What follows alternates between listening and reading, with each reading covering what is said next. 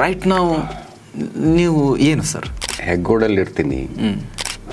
ಹೆಗ್ಗೋಡಲ್ಲಿ ಇದ್ಕೊಂಡು ಚರಕ ಅನ್ನೋ ಸಂಸ್ಥೆಯನ್ನು ಕಟ್ತಾ ಇದ್ದೀನಿ. ಸುಮಾರು 30 ವರ್ಷಗಳ ಹಿಂದೆ, 36 ವರ್ಷಗಳ ಹಿಂದೆ ನಾನು ದೆಹಲಿಯಲ್ಲಿದ್ದೆ. ಅಲ್ಲಿ ತನಕ ನಾನು ಸಂಪೂರ್ಣವಾಗಿ ನಾಟಕ ಕ್ಷೇತ್ರದಲ್ಲೇ ತೊಡಕೊಂಡಿದ್ದೆ.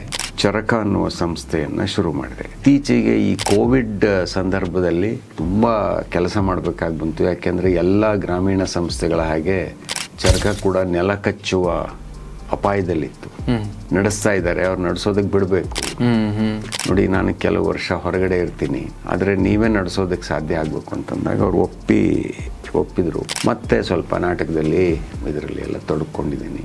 ಹೆಚ್ಚಾಗಿ ಮೈಸೂರಲ್ಲಿ ಇಂಡಿಯನ್ ಪೀಪಲ್ಸ್ ಥಿಯೇಟರ್ ಅಸೋಸಿಯೇಷನ್, ಇಪ್ಟಾ, ಅದು ಬಹಳ ದೊಡ್ಡ ರಾಷ್ಟ್ರೀಯ ಸಂಸ್ಥೆ.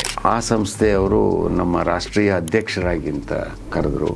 ಸೊ ಅದರ ಅಧ್ಯಕ್ಷನಾಗಿದ್ದೇನೆ ಈಗ.